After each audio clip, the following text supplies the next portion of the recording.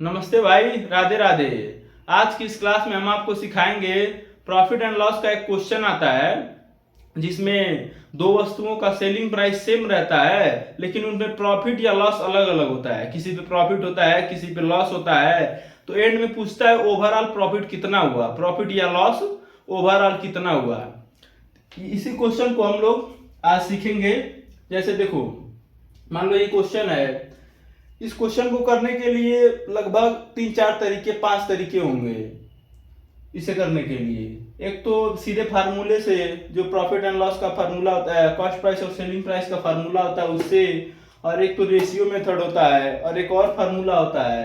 मैं 2-3 मेथड से आपको कराऊंगा और बताऊंगा किससे अच्छा रहेगा, कौन सा क्वेश्चन किस मेथड से करने से सही रहेगा।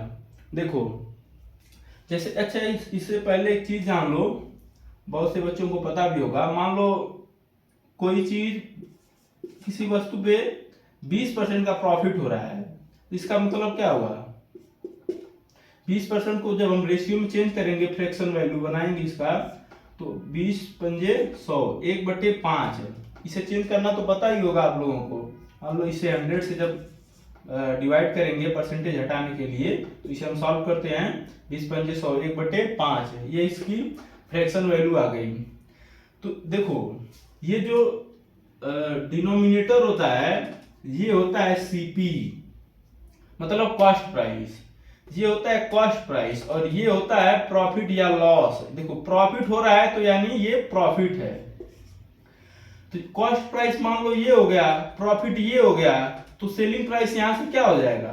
5 और 1 6, ये हो गया सेलिंग प्राइस 6 आ गया। यदि यही 20% मान लो डिक्रीज करता, मतलब लॉस होता, तो जब हम इसे फ्रैक्शन वैल्यू चेंज करेंगे इससे, तो 1/5 ये हो गया सीपी।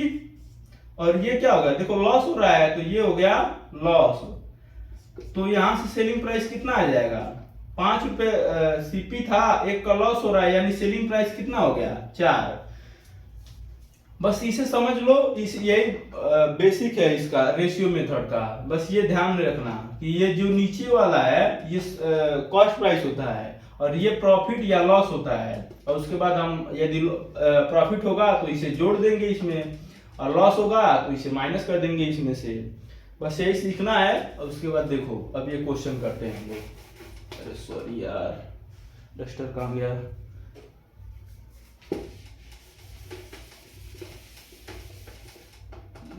ट्रांजैक्शन। देखो, क्वेश्चन पढ़ते हैं। A man sold 2 steel chairs for ₹500 each. On one he gains 20% and on the other he loses 12%। How much does he gain और loss in the whole transaction? वही पूछ रहा है कि एक आदमी 2 चेयर को 500 रुपए में बेचता है। दोनों का देखो ईच दिया है ना, मतलब दोनों का सेलिंग प्राइस 500 रुपए है, ये सेम है। और एक पे उसने 20% का प्रॉफिट कमाया और दूसरे पे 12% का लॉस। तो पूछ रहा है कि ओवरऑल या प्रॉफिट या लॉस परसेंट कितने का है। तो देखो, पहले हम रेशियो मेथड से करते हैं, फिर हम एक फार्मूला आपको बताएंगे। देखो, मान लो ये स्टील चेयर पहला वाला, ये पहला है मान लो, और ये सीपी और ये प्रॉफिट या लॉस, और मान लो यहाँ पे सेलिंग प्राइस। ये पहले वाले का 20% गेन हो रहा है। देखो, 20% को जब हम चेंज करेंगे फ्रैक्शन में 1/5, तो यहां से सीपी कितना हो गया? 5। तो पहले का सीपी 5 हो गया और एक का प्रॉफिट गेन हो रहा है, तो यहां से सेलिंग प्राइस कितना आ गया? 5 और 1 6। तो सेलिंग प्राइस कितना हो गया? 6 और 1 का प्रॉफिट हो रहा है, यानी प्लस का। अब देखो, और दूसरे पे क्या हो रहा है? 12% का लॉस हो रहा है। तो 12% को हम जब फ्रैक्शन में चेंज करेंगे, तो 4 × 12 4 25। देखो, ये क्या हो गया? सीपी। और ये लॉस हो रहा है, ध्यान देना, ये लॉस है। तो यहां से सेलिंग प्राइस कितना आ जाएगा? 25 में से 3 घटाएंगे तो कितना आ जाएगा? 22। यहां देखो, सीपी यहां से कितना है? 25, और लॉस कितने का हो रहा है? 3 का। अब सेलिंग प्राइस कितना आ गया? 22। अब देखो, क्वेश्चन में क्या कर रहा है कि सेलिंग प्राइस सेम है। देखो जब रेशियो में या क्वेश्चन रेशियो में या परसेंटेज में पूछे तो हमें जो एक्चुअल वैल्यू है उससे कोई मतलब नहीं, उससे हमें करना ही नहीं है कुछ। देखो तो बस सेलिंग प्राइस क्या है, सेम है। यहां से सेलिंग प्राइस देखो अलग आ गया, तो हमें क्या करना पड़ेगा, सेलिंग प्राइस सेम करना पड़ेगा, क्योंकि क्वेश्चन में कहा है। तो इसे हम सेम करने के लिए क्या करेंगे, इन दोनों का एलसीएम लेंगे और उसे उसके इक्वल कर देंगे। तो 22 और 6 का एलसीएम कितना हुआ, 22 दूनी 44 3 66, इनका एलसीएम कितना आ गया 66। तो 6 को 66 करने के लिए किससे मल्टीप्लाई करेंगे, 11 से। 22 को 66 से 66 बनाने के लिए क्या करेंगे, 3 से मल्टीप्लाई करेंगे। तो ये देखो सेलिंग प्राइस सेम आ गया। अब देखो 11 के 66 और ये 22 तिया 66, सेलिंग प्राइस सेम आ गया। अब यहाँ देखो यदि यहाँ पे हम मल्टीप्लाई कर रहे हैं सेलिंग प्राइस में, तो हमें क्या करना पड़ेगा, इन सब में भी मल्टीप्लाई करना पड़ेगा। तो हम जब इसमें मल्टीप्लाई करेंगे तो कितना हो जाएगा, ये यहीं पे लिख दे रहा हूं, तुम लोग समझ लेना। 11 से मल्टीप्लाई करेंगे तो ये क्या हो जाएगा 11, और ये क्या हो जाएगा 55। अब इसे 3 से मल्टीप्लाई करे हैं तो इसे भी 3 से मल्टीप्लाई करना पड़ेगा। तो 3 तिया 9, इसे मिटा देता हूं। अब ये हो गया 9, और इसे 3 से मल्टीप्लाई करेंगे तो ये कितना हो जाएगा 75। अब देखो अब यहां से कॉस्ट प्राइस कितना आ गया, इसे हम जब दोनों का कॉस्ट प्राइस जोड़ेंगे टोटल मान लो, तो ये 5 5 10 7 5 12 13 130 कॉस्ट प्राइस हो गया। और यहां से देखो 11 रुपए का प्रॉफिट 9 रुपए का लॉस, यानी टोटल कितना कितना प्रॉफिट हो गया 2 रुपए का। 2 रुपए का इस पे प्रॉफिट हो गया। अरे ये 9 मान लो लॉस हो गया तो इसे निकाल दो, 11 प्रॉफिट हो रहा है तो 9 2 11 2 रुपए का प्रॉफिट हो रहा है।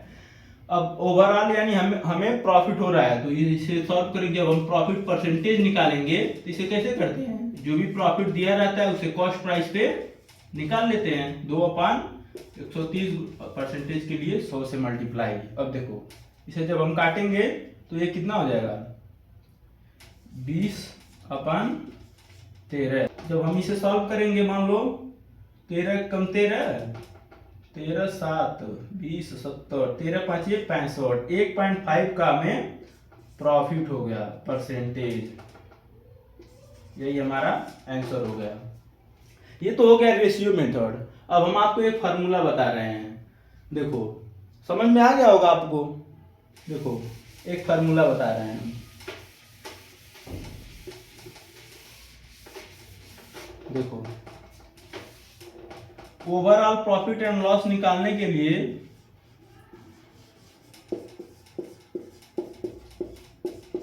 देखो 100x + y + 2 × xy अपान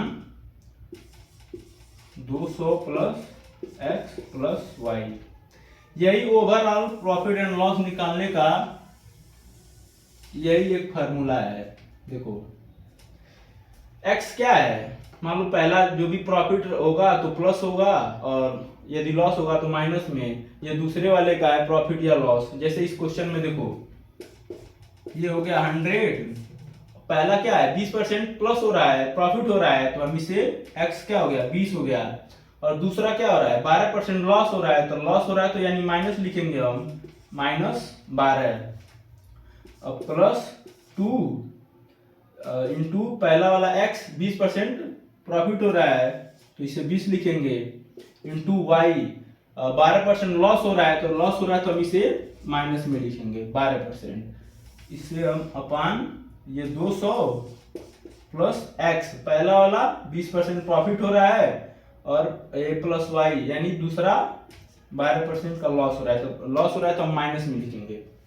अब हम इसे सब सॉल्व करेंगे तो ये हो जाएगा, मान लो इसमें से 20 में से 12 गया तो 8 बचा, तो ये हो गया 800। 100 से मल्टीप्लाई करेंगे तो ये प्लस, अब ये कितना हो गया 20 दूनी 40, ये पहले ये प्लस नहीं होगा, देखो ये प्लस और ये माइनस क्या हो जाएगा माइनस। और हम इसे जो मल्टीप्लाई करेंगे 20 दूना 40 और 12 चौक 48, 480, ये माइनस का हो गया, अपान में ये 20 में से 12 गया 8, तो ये हो गया 208। भाई थोड़ा मैनेज कर लेना, बोर्ड छोटा है यार। देखो अब ये 800 में से 480 घटाएंगे तो कितना बचेगा, 320 अपन 208। अब हम जब इसे सॉल्व करेंगे, किससे काटें इसे, 8 से 9 16, 8 दूना 16, 8 से कट जाएगा ये, पहले 16 से ही काट दें क्या, 16 कम 16 4, हाँ 16, डायरेक्ट 16 से काटते हैं। 16 दूना 32 अपन 16 कम 16, 16 तिया 48। अब इसे हम सॉल्व करेंगे तो कितना आ जाएगा, वही 13 कम 13 और 7 गया, 13 5 65 का 1.5% का प्रॉफिट। देखो इससे भी वही है, तो यही तरीका है, ये फार्मूला याद कर लेना। इससे देखो जब भी इससे आसानी से कर सकते हैं, यदि ये फ्रैक्शन में ना हो तब, ये प्रॉफिट एंड लॉस यदि मान लो यही फ्रैक्शन में आ जाता कि 16 से 2/3% का प्रॉफिट हो रहा है, तो इसको इसमें करोगे तो भाई ज्यादा टाइम लग जाएगा। उससे अच्छा रेशियो से करोगे, जब इसका रेशियो कितना हो जाएगा, 16 से 2/3 का 1/6 रेशियो होता है, तो आसानी से 6, एक सीपी हो गया, एक प्रॉफिट या लॉस जो भी है, और यहाँ पे यदि प्रॉफिट है तो 7, लॉस होता तो 5 हो जाता, ऐसे ही। तो ये आसानी से हो जाता, मल्टीप्लाई करने में इजी होता। और यदि नॉर्मल कोई आसान सी वैल्यू है तो ये भी यूज कर सकते हो तुम लोग। तो यही है, देख लेना, और मिलते हैं किसी अगले वीडियो में किसी नए ट्रिक के साथ। Thank you.